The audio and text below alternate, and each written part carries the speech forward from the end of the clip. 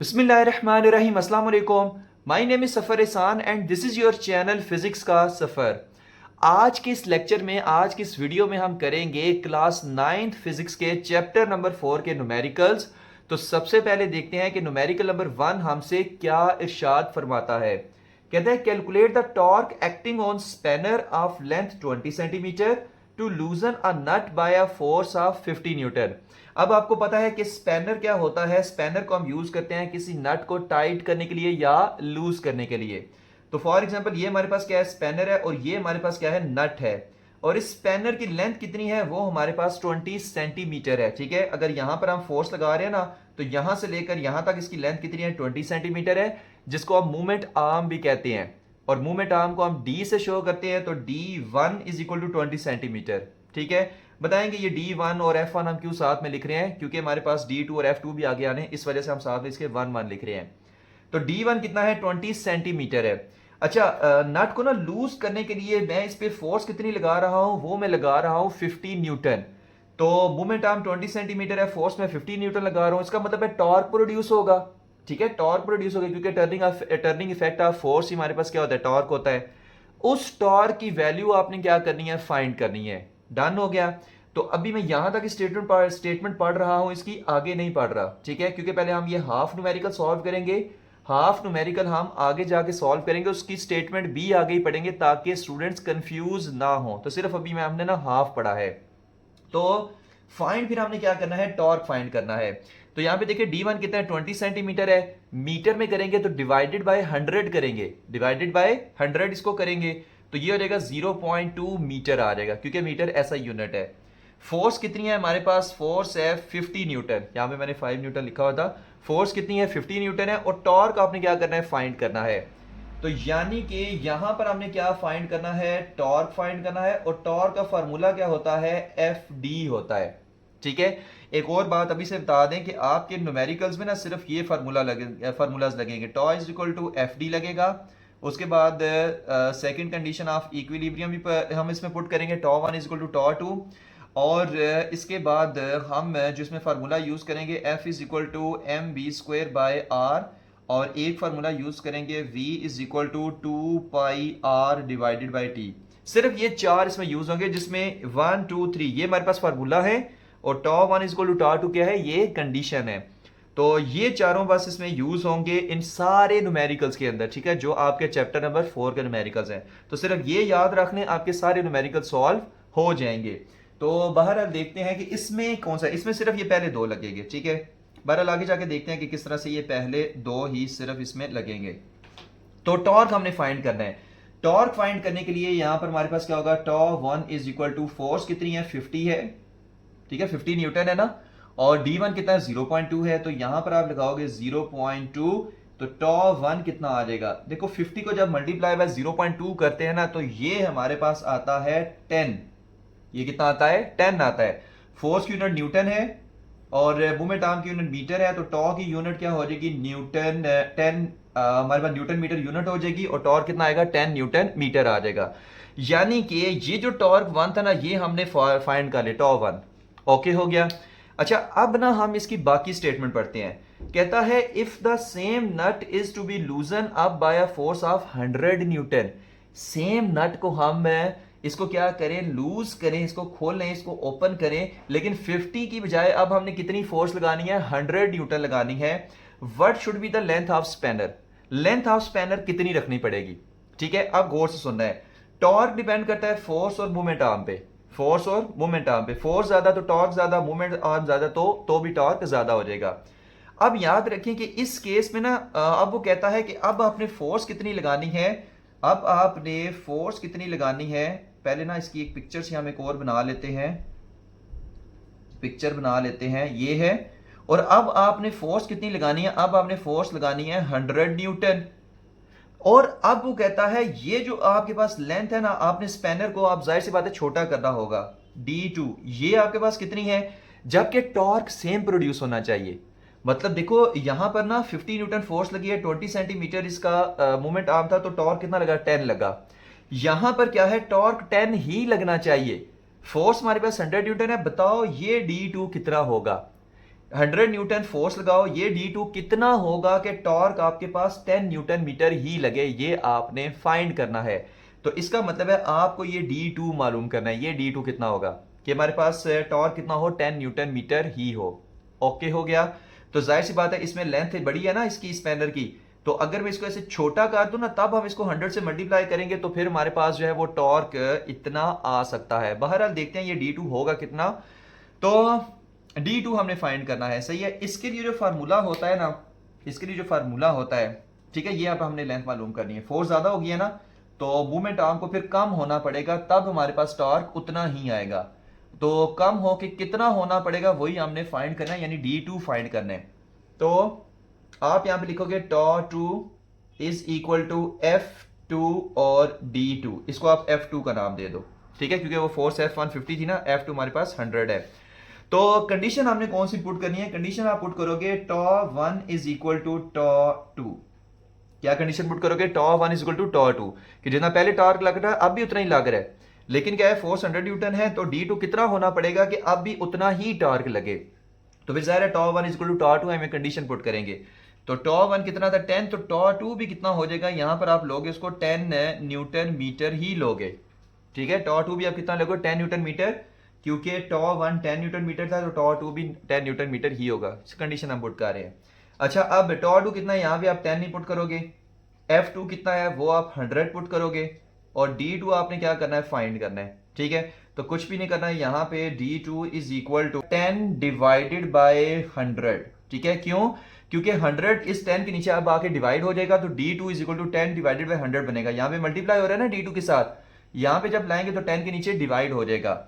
अब यहां पे देखिए ये जीरो इस जीरो से काट गया, तो 1/10 क्या होता है, 1/10 आपके पास होता है 0.1 मीटर, बट ये मीटर में है। अब मीटर को सेंटीमीटर में कैसे करते हैं वो चीज देखें, मीटर को सेंटीमीटर में कैसे करते हैं हम, वो चीज देख लेते हैं, ठीक है। मीटर को सेंटीमीटर में कैसे करते हैं, मीटर को सेंटीमीटर में करने के लिए यहां पे 0.1 है ना, उसको आप मल्टीप्लाई करोगे 100 से, तो ये सेंटीमीटर में कन्वर्ट हो जाएगा।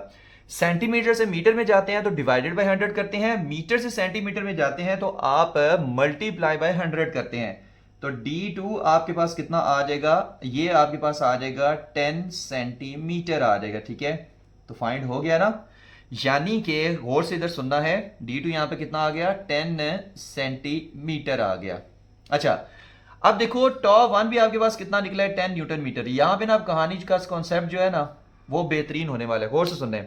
यहां पे क्या थी, 50 न्यूटन फोर्स थी और 20 सेंटीमीटर D1 था, तो आपके पास टॉर्क कितना है 10 न्यूटन मीटर।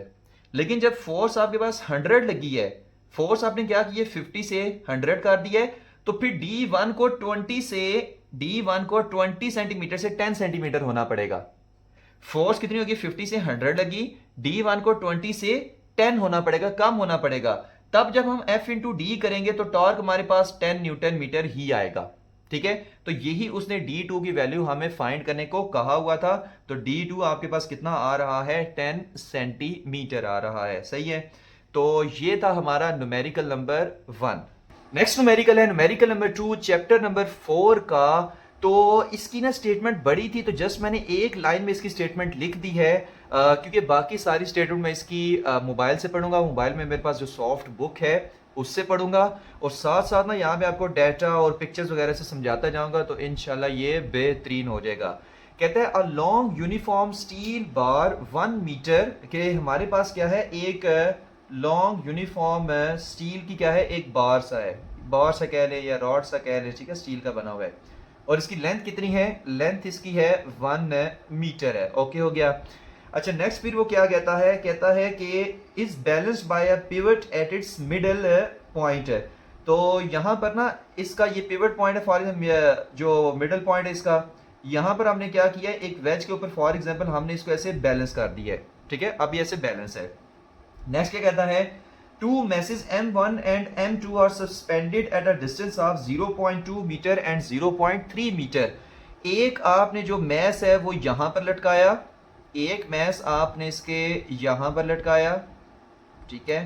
और ये जो डिस्टेंस है ना, ये वाला जो डिस्टेंस है ये आपके पास कितना है, ये D1 आप कह लें, और ये है 0.2 मीटर, ठीक है। ये मूवमेंट आर्म होगा ना, जहाँ पे बैलेंस हुए वहाँ से लेकर जहाँ पे इसकी वेट की फोर्स डाउनवर्ड लग रही है वहाँ तक का डिस्टेंस मोमेंट आर्म होता है, तो D1 ही हो जाएगा। और एक और मैस है, वो उसने यहाँ पर फॉर एग्जांपल लटकाया हुआ है और इसका जो डिस्टेंस है दरमियान से, ठीक है, इसका जो डिस्टेंस है दरमियान से यानी मिडल पॉइंट से यहाँ से, तो ये वाला डिस्टेंस इसका कितना है, वो है D2। और D2 कितना है, वो है 0.3 मीटर है। सही है, कितना है, 0.3 मीटर है। ओके हो गया। नेक्स्ट उसने क्या कहा है, respectively from the pivot ignore mass of steel bar, steel mass के बैक मैस को इग्नोर करना है, ठीक है, स्टील बार के मैस को इग्नोर करना है। If mass M1 0.6 kg find mass M2, कहता है अगर ये मैस M1 जो है ये कितना हो, ये 0.6 kg हो, तो बताओ कि मैस M2 जो है वो कितना होगा। ठीक है, ये उसने ना हमसे पूछा हुआ है। फिर से देखें, D1 कितना दिया हुआ है 0.2 मीटर, D2 कितना दिया हुआ है 0.3 मीटर, M1 कितना दिया हुआ है 0.6 kg, M2 आपने फाइंड करना है। तो गौर से देखिए, कहता है बैलेंस है, मतलब ये नहीं हो रहा कि आप रॉड इधर आ रहा है या स्टील बार इधर आ रहा है या यहां से नीचे की तरफ आ रहा है, भाई बैलेंस है बिल्कुल। अगर बैलेंस है बिल्कुल, इसका मतलब है जितना टॉर्क यहां पर प्रोड्यूस हो रहा है उतना ही टॉर्क यहां पर प्रोड्यूस हो रहा है, तो ये दोनों क्या कर देंगे, एक दूसरे के इफेक्ट को कैंसिल कर देंगे और ये जो स्टील बार है यहां पे बैलेंस रहेगा। ठीक है, तो इसका मतलब है आप कंडीशन यहां पर क्या पुट करोगे, टॉ1 इज इक्वल टू टॉ2 आप पुट करोगे। ठीक है, ये वाली आप इसमें कंडीशन पुट करोगे। अब ये वाली कंडीशन पुट करके हम M2 कैसे निकालते हैं, हम वो चीज देखेंगे। ओके हो गया, होप सो ये कॉन्सेप्ट आपको समझ आ गया होगा। ठीक है, M1 0.6 kg है, M2 आपने फाइंड करना है कि कितना यहाँ पे मैं M2 लगाऊं मिडल पॉइंट से 0.3 मीटर के डिस्टेंस पे, कि ये रॉड जो है ऐसे बैलेंस रहे। ठीक है, जितना इधर टॉर्क हो उतना ही इधर टॉर्क हो। ठीक है, एक क्लॉकवाइज होता है, एक एंटी क्लॉकवाइज होता है, दोनों एक दूसरे को इफेक्ट को कैंसिल कर देते हैं, जिसकी वजह से ये बैलेंस रहता है। तो ये कंडीशन यूज करके हम M2 की वैल्यू को फाइंड करेंगे। तो देखते हैं कि हम M2 की वैल्यू को कैसे फाइंड करेंगे। अब मैं इसको ना रेज कर रहा हूं क्योंकि ये कहानी आपको समझ आ गई है कि यस, ठीक है। अच्छा, अब यहां पर हम क्या लिखते हैं, सॉल्यूशन, कि अब हम इसका सॉल्यूशन करने वाले हैं। मैं देख लूं कि ये कैमरे में नजर आ रहा है, आ रहा है भैया, आ रहा है। टॉ1 कितना है, टॉ1 है हमारे पास, कंडीशन क्या पुट करेंगे, टॉ1 इज इक्वल टू टॉ2 पुट करेंगे। और टॉ1 कितना है, आप इसको लिखोगे F1 D1 is equal to F2 D2, क्योंकि टॉ का फार्मूला क्या होता है पहले बता चुके हैं, वो होता है FD। तो टॉ1 F1 D1 लिख दिया, टॉ2 F2 D2 लिख दिया। अब यहां पे देखिए D1 और D2 है, लेकिन फोर्स क्या है भाई, फोर्स ये वेट की फोर्स है। ये कौन सी फोर्स है, वेट की फोर्स है, क्योंकि ऐसे वो डाउनवर्ड एक्ट कर रही है ना, तो ये वो वेट की फोर्स है, मतलब वेट की फोर्स मैस M1 है, M2 है, ठीक है, उनकी जो वेट की फोर्स है। तो इसकी जगह मैं लिख देता हूं W1, क्योंकि वेट की फोर्स का भी यूनिट न्यूटन होता है, फोर्स का भी यूनिट न्यूटन होता है। सही है, W1 D1 is equal to F2 ना, यहाँ भी W2 D2, ये भी वेट की भी फोर्स ही है। ठीक है, तो इससे कंफ्यूज नहीं होना, फोर्स है ये भी फोर्स ही है। ठीक है, अच्छा, ये हमारे पास क्या होती है mg, जैसे हमारे पास होता है ना F is equal to ma, तो एक्सेलरेशन ड्यू टू ग्रेविटी ले तो ये mg और फोर्स की जगह क्या आ जाएगा, w आ जाएगा। ठीक है, तो सेम चीजें हैं, F is equal to mg, इसको हम w is equal to mg लिख देते हैं, तो एक ही बात है, इससे परेशान नहीं होना। तो इसकी जगह मैं फिर क्या लिखूंगा, इसकी जगह मैं लिखूंगा m1g और साथ में क्या लिख दूंगा D1 इज इक्वल टू, इसकी जगह क्या लिखूंगा M2g, क्योंकि W इज इक्वल टू क्या है mg है, और साथ में इधर क्या लिख दूंगा D2 लिख दूंगा। सही है, अब हमने फाइंड क्या करना है, M2 को फाइंड करना है।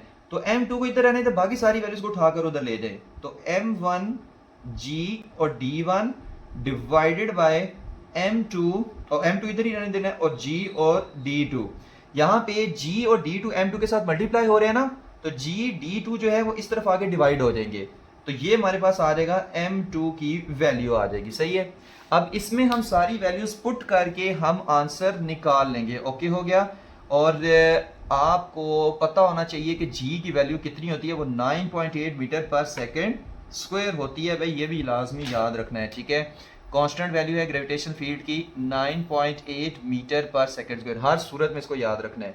तो फार्मूला हमारे पास क्या है, M2 is equal to M1G और D1 डिवाइडेड बाय G और D2 है। ठीक हो गया, अब जो G है G से कट गया, तो ये M2 is equal to M1 D1 divided by d2, ठीक है, g की वैल्यू यहाँ पर पुट करने की जरूरत ही नहीं है। तो इज इक्वल टू m1 आपके पास कितना है 0.6 kg, 0.6 kg, d1 कितना है, d1 0.2 है, तो यहाँ पे आप लिखोगे 0.2, d2 आपके पास कितना है 0.3 है, ठीक है। तो m2 आपके पास कितना आएगा, इसको सॉल्व करने से, मैं इसको सॉल्व कर लेता हूँ कैलकुलेटर पे और फिर आपको बताते हैं कि ये m2 कितना आएगा। तो 0.6 मल्टीप्लाई बाय 0.2 और डिवाइडेड बाय 0.3, तो ये हमारे पास आ जाएगा 0.4 kg आ जाएगा, ठीक है, 0.4 kg, 0.4 kg। यानी कि जो उस स्टील बार के जो मैंने इस तरफ मैस लगाया था, जो ऐसे इधर तो m1 था ना, इधर m2 था, तो जो m2 है वो 0.4 kg होगा। तब हमारे पास क्या है, वो हमारे पास जो स्टील बार है वो उस वेज के ऊपर बैलेंस रहेगा, ठीक है। तो इस m2 की वैल्यू हमने फाइंड करनी थी। तो ये था हमारा न्यूमेरिकल नंबर 2। नेक्स्ट न्यूमेरिकल है न्यूमेरिकल नंबर 3 चैप्टर नंबर 4 का। अच्छा, इसकी ना स्टेटमेंट बड़ी थी तो मैंने जस्ट इसकी हाफ लाइन में स्टेटमेंट लिखी, आगे डॉटेड लाइन लगा दी है। बाकी सारी स्टेटमेंट इसकी मैं सॉफ्ट बुक से पढ़ूंगा, आपके पास जाहिर सी बात है बुक्स मौजूद होंगी। बहरहाल इस न्यूमेरिकल का जो सारा कॉन्सेप्ट है ना, वो ये डायग्राम एक्सप्लेन कर रही है, ठीक है। इस डायग्राम को एक्सप्लेन करके ही हम इसकी सारी वैल्यूज लिखेंगे और इस न्यूमेरिकल को सॉल्व करेंगे। तो देखते हैं हम इसको कैसे सॉल्व कर सकते हैं। कहता है कि 250 gram and 100 gram are hanging at position 65 centimetre and 80 centimetre respectively on a uniform metre rod pivoted at 50 centimetre mark as shown in figure. कहता है कि फॉर एग्जांपल ये हमारे पास क्या है, ये एक मीटर रॉड है और मीटर रॉड कितने का है, ये 100 सेंटीमीटर का है। अच्छा, यहाँ पे 0 सेंटीमीटर है, यहाँ पे 100 सेंटीमीटर है, तो दरमियान में कितना आएगा 50 सेंटीमीटर। अगर मैं इसके दरमियान में ऐसे वेज लगा के इसको ऊपर बैलेंस कर दूं तो हो सकता है, बिल्कुल हो सकता है, क्योंकि वेज हमारे पास क्या होता है, लकड़ी का बना होता है और इसी शेप का होता है, ठीक है। और इसको अगर हम ऐसे 50 सेंटीमीटर पे लगाए ना, तो ये मीटर रॉड जो है ना, ऐसे बैलेंस उसके ऊपर हो सकता है। ओके हो गया। अब उस मीटर रॉड के साथ एक मैस उसने अटैच किया 250 ग्राम, कितना 250 ग्राम, और ये हमारे पास यहां से लेकर जो हमारे पास इसका डिस्टेंस है, ठीक है, मीटर रॉड पे कितने पे, ये 65 सेंटीमीटर के ऊपर उसने हैंग किया है। यहाँ पे 60 और 70 के दरमियान में आ रहा है ना, तो ये 65 सेंटीमीटर के ऊपर उसने हैंग किया है 250 ग्राम मैस, और 80 सेंटीमीटर के ऊपर एक 100 ग्राम मैस उसने क्या कर दिया है, हैंग कर दिया है। ओके हो गया। अच्छा, ये तो हमें पता चल गया, ठीक है, एक 65 पे है, एक 80 सेंटीमीटर पे है। पूछा क्या है भाई, उसने पूछा क्या है, where should be a third mass of 40 gram be position to balance the metre rod. अब हमारे पास ना एक थर्ड मैस है, इसका ये हमारे पास कितना है, ये 400 ग्राम है, ठीक है। ये हमारे पास मैस कितना है, ये हमारे पास मैस है 400 ग्राम। कहता है कि मीटर रॉड पे मैं इसको कहां पर हैंग करूं, यहां पर, यहां पर, यहां पर या यहां पर, कहां पर मैं इसको हैंग करूं कि ये जो मीटर रॉड है ना, ये ऐसे बैलेंस रह सके। मतलब अब अगर तो मैं ये इसके साथ हैंग ना करूं, सिर्फ ये दो मैसेज हैंग करूं, तो ये सारा मीटर रॉड किधर आ जाएगा, इस तरफ, मतलब गिर जाएगा। लेकिन अगर मैं 400 ग्राम यहां पर भी हैंग कर दूं, तो फिर ये क्या हो जाएगा, ऐसे इस वेज के ऊपर बैलेंस हो जाएगा। तो कहता है ये 400 ग्राम में कितने डिस्टेंस के ऊपर हैंग करूं, यहां पर हैंग करूं, यहां पर हैंग करूं, यहां पर या यहां पर, कहां पर मैं इसको हैंग करूं कि ये हमारे पास मीटर रॉड इस वेज के ऊपर बैलेंस हो सके। मतलब कि यहां पर जितना टॉर्क प्रोड्यूस हो रहा है उतना ही यहां पर टॉर्क प्रोड्यूस हो, तो तब हमारे पास क्या है, ये बैलेंस हो सकता है। तो वो डिस्टेंस हमने क्या करना है, फाइंड करना है, ठीक है। अच्छा, उसके लिए ना कुछ चीजें आप यहाँ पर जो हम इसमें चूज करने वाले हैं वो चीज देखें। ये हमारे पास कितना है, M1 है, और ये हमारे पास कितना है, 100 ग्राम है।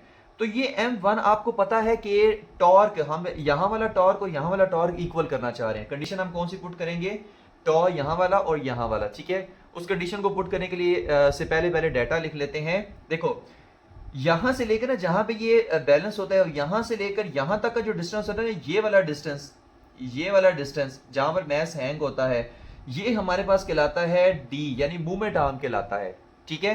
तो मैस अगर ये 250 ग्राम है, तो इसका यहां से लेकर यहां तक ये वाला जो डिस्टेंस है, ये कितना होगा, ये हमारे पास होगा डी, यानी कि मूवमेंट आर्म, ठीक है। क्योंकि टॉर्क वाले टॉपिक में आपको पता होना चाहिए कि मूवमेंट आर्म क्या होता है, मूवमेंट आर्म। और D1 आपके पास कितना आएगा वो चीज देख लेते हैं। देखो, ये हमारे पास 65 है, ये हमारे पास यहाँ पर 50 है, तो 65 माइनस 50 आप करेंगे, आप क्या करेंगे, 65 सेंटीमीटर माइनस 50 सेंटीमीटर, तो ये आपके पास आ जाएगा 15 सेंटीमीटर। ओके हो गया। तो यहां से लेकर यहां तक जो डिस्टेंस है वो कितना है, 15 सेंटीमीटर है। तो मैंने इसको रेज करके 15 सेंटीमीटर लिख रहा हूं, होप सो कि आपको समझ आ रही होगी। तो D1 आपके पास कितना है, 15 सेंटीमीटर है। अच्छा, यानी कि मैस M1 जो है ना, ये इस जहां पे वेज हमने बैलेंस किया हुआ है, ठीक है, वेज के ऊपर जहां पे हमने इसको बैलेंस किया हुआ है, वहां से लेकर यहां तक का डिस्टेंस कितना है, D1 है, और वो हमारे पास कितना आ रहा है, 15 सेंटीमीटर आ रहा है। अच्छा, मैस M2 कितना है, मैस M2 है हमारे पास है, वो है हमारे पास 100 ग्राम, ठीक है। और इसका जो है यहां से सेंटर से लेकर ये वाला डिस्टेंस कितना है, वो हमारे पास है, ये देखो 80 है ना, तो आप लिखोगे D2 is equal to 80 minus 50, 80 minus 50, तो ये कितना आ जाएगा 30। तो आप यहाँ पे लिखो 80 माइनस 50, मैं इसको डायरेक्ट यहाँ पे लिख रहा हूँ, ये कितना आएगा 30 सेंटीमीटर आएगा, 30 सेंटीमीटर। यानी कि यहां से लेकर यहां तक का जो डिस्टेंस है ना, जहां पे हैंग किया है, उसको हम D2 कह रहे हैं, और वो कितना आया है, वो 30 सेंटीमीटर आया है। ओके हो गया।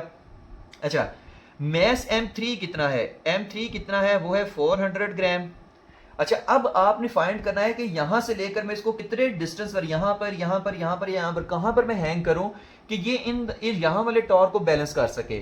तो फिर हमारे पास है D3 आपने क्या करना है, फाइंड करना है। डन हो गया। D3 आपने क्या करना है, फाइंड करना है।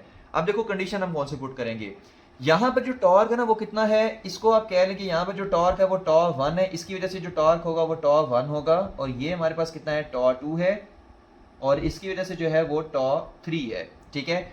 और बैलेंस ये तभी होगा जब यहां वाला टॉर्क यहां वाले टॉर्क के इक्वल हो जाए।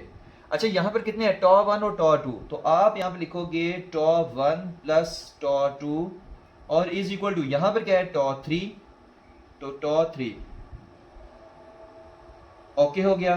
अब अगर यहां पर आप गौर करें कि यहां से इस 400 ग्राम को अगर मैं इधर अटैच करूं ना, तो जाहिर सी बात है रॉड इधर से कैसे टर्न नीचे की तरफ करना चाहेगा, तो यहां पे जो टॉर्क होगा वो टॉर्क 3 है, और इन दोनों की वजह से ये रॉड किधर है, ऐसे टर्न करना चाह रहा है, तो यहां पर जो नेट टॉर्क होगा ना वो टॉर्क 1 प्लस टॉर्क 2 होगा।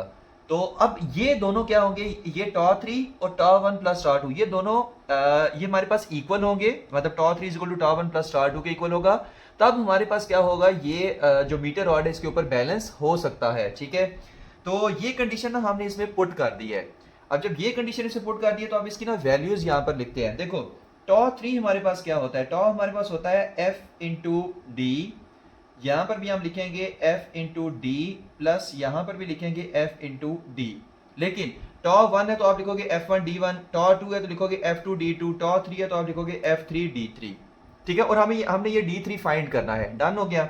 अच्छा, F3 क्योंकि ये वेट की फोर्सेज हैं, ये कौन सी फोर्सेज हैं, ये वेट की फोर्स है, और उसकी भी यूनिट न्यूटन ही होती है, तो आप इसकी जगह लिख लें W3 D3, ठीक है। F को जैसे हमने पिछले न्यूमेरिकल में किया था, तो W1 D1 plus W2 D2 आप लिख लेंगे, ठीक हो गया। तो जब आप इस तरह इसी को लिखेंगे तो हमारे पास W ये क्या हो जाएगा, ये हो जाएगा M3G into D3 is equal to M1G into D1 plus M2 into G into D2। Okay हो गया।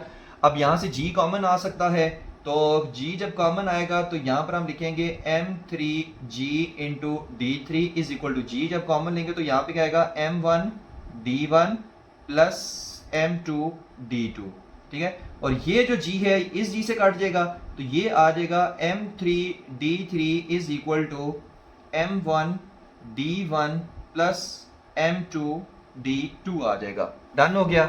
अच्छा, अब हम यहां से फार्मूला बना सकते हैं, क्योंकि देखो D3 हमने फाइंड करना है, तो D3 को इधर रहने दें, M3 को नीचे लाके यहां पर डिवाइड कर दें, तो ये हमारे पास बनेगा D3 is equal to M1 D1 plus M2 D2 divided by M3।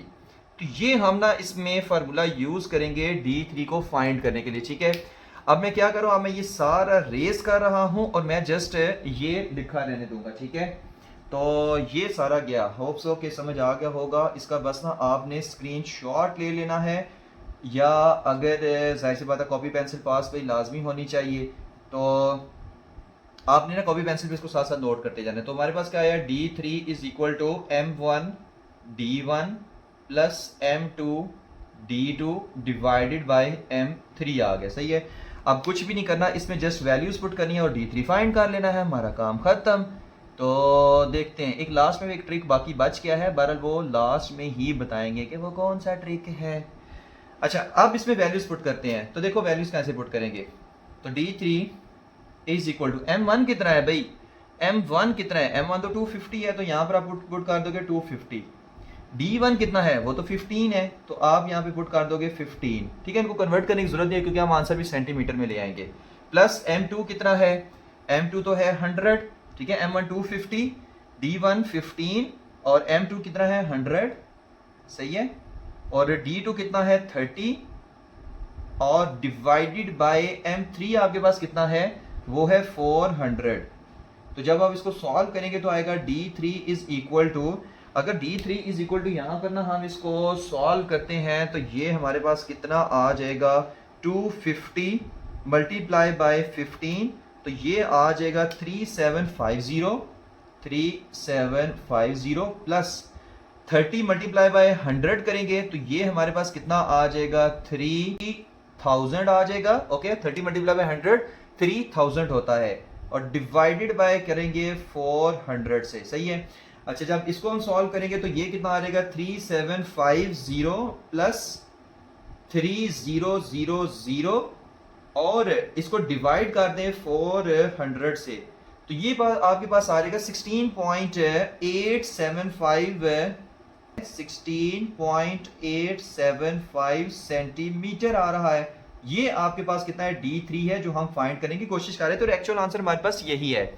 But एक यहाँ पर कंफ्यूजन आती है कि बुक पे जो आंसर लिखा है ना, वो लिखा है 33.125 सेंटीमीटर। अब ये भी आंसर ठीक है, लेकिन ये आंसर किस सेंस में ठीक है, बुक ने किस सेंस में लिया है, वो आपको बताते हैं।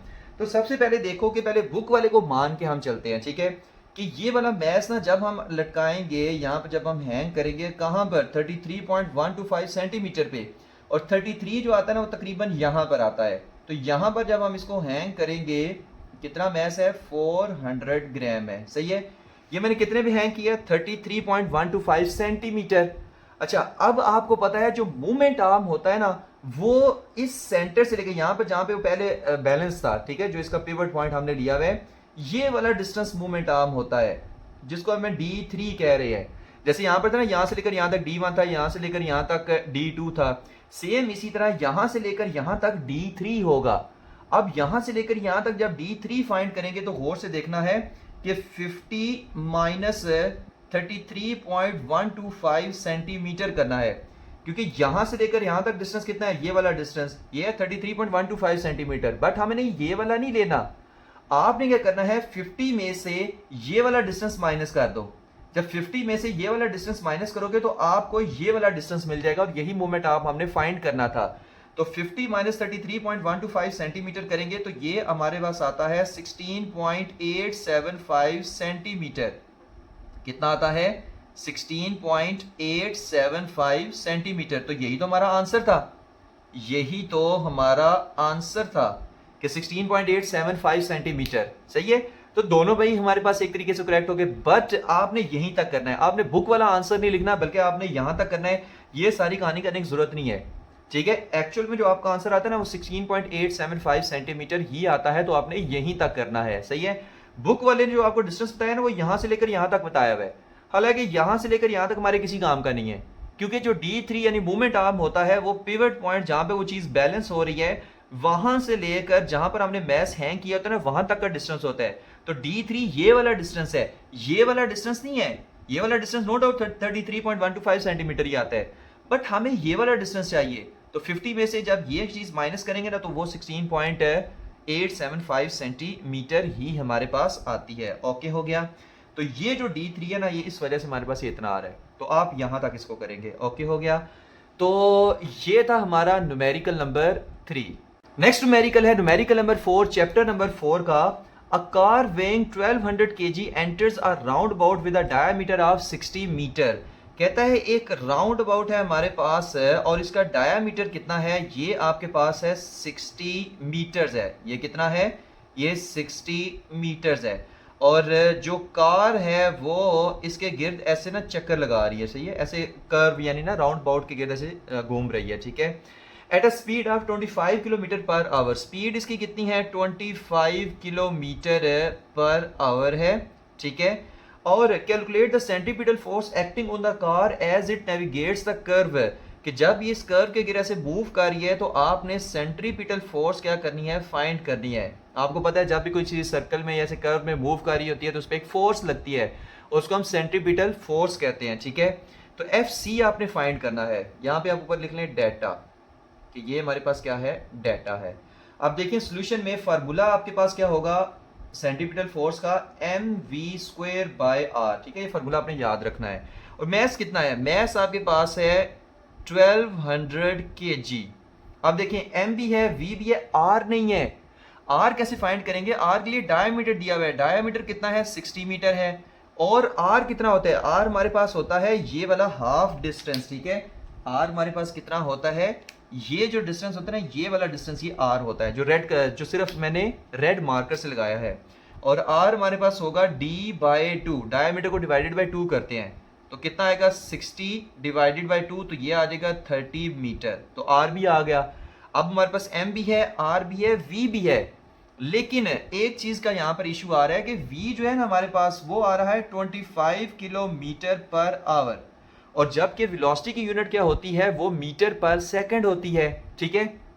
तो किलोमीटर को मीटर पर सेकंड में कैसे करते हैं, ये ना आई थिंक चैप्टर नंबर 2 में भी आपको मैं सारी कन्वर्जन करके बता के आ चुका हूं। तो v इज इक्वल टू 25 है ना, तो किलोमीटर को मीटर में करने के लिए मल्टीप्लाई बाय 1000 करते हैं, डिवाइडेड बाय 1 घंटे में सेकंड कितने होते हैं 3600 सेकंड होते हैं, सही है। तो जब हम इसको सॉल्व करेंगे तो ये हमारे पास कितना आएगा, हम वो चीज़ देख लेते हैं। 25 मल्टीप्लाई बाय 1000 और 25,000 आ गया, और डिवाइडेड बाय 3600, तो ये 6.94 मीटर पर सेकंड आ जाएगा। ये कितना आ जाएगा 6.94 मीटर पर सेकंड। तो ये आपके पास क्या आ जाएगी, वेलोसिटी की वैल्यू आ जाएगी। अब गौर से सुनना है, यहां पर ना F C is equal to centripetal force, mass कितना है, मैस तो आपके पास है 1200, तो आप यहां पर पुट करोगे 1200। v कितना है 6.94, क्योंकि हमने अभी 25 किलोमीटर पर आवर को मीटर पर सेकंड में कन्वर्ट किया है, तो 6.94 और उसका स्क्वायर करोगे क्योंकि v स्क्वायर है। अच्छा r कितना है, वो तो 30 मीटर है, अभी हमने फाइंड किया r is equal to D by two, 60/2, तो ये 30 मीटर आ जाएगा। तो यहां पर आप लिखोगे 30 metre.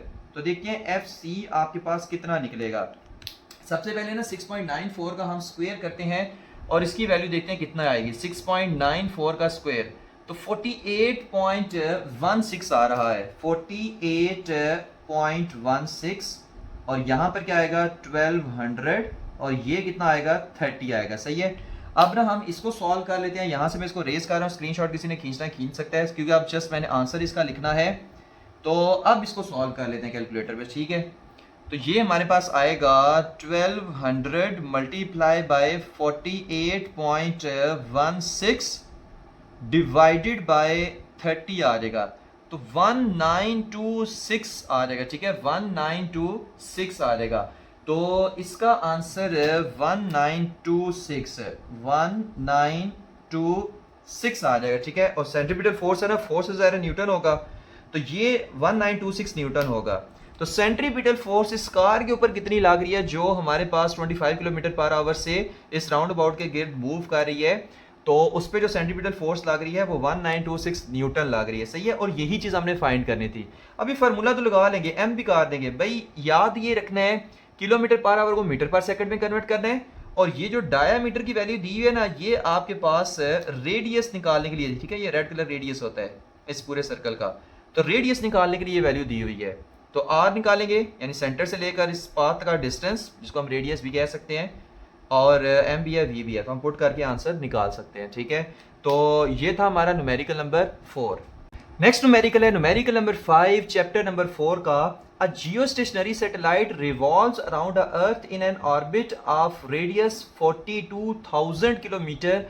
Find orbital speed of the satellite at this height.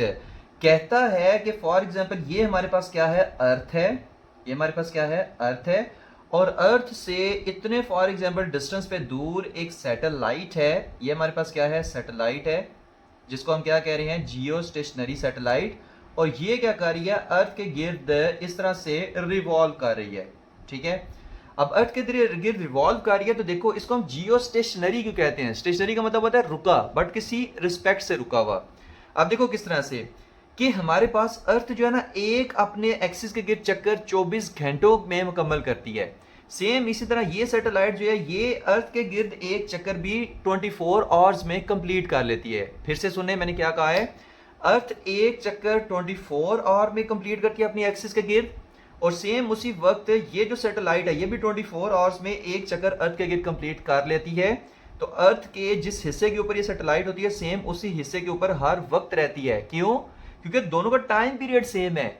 एक चक्कर ये भी 24 आवर में कंप्लीट करती है अर्थ, और ये जो सैटेलाइट है जो इस अर्थ के राउंड अबाउट मूव कर रही है, इसके गिर्द मूव कर रही है, वो भी 24 आवर में एक चक्कर कंप्लीट कर रही है। तो टाइम पीरियड दोनों का इक्वल होता है, इस वजह से हम इसको जियो स्टेशनरी सैटेलाइट कहते हैं। अब कहता है ये जो जियो स्टेशनरी सैटेलाइट है ये कितनी स्पीड से मूव कर रही है, जबकि अर्थ से इसका ये जो डिस्टेंस है ना, ये आपके पास कितना है, आप इसको आर कह लो, ठीक है। ये आपके पास कितना है, ये है 42,000 किलोमीटर, ये आपके पास दिया हुआ है, ठीक है।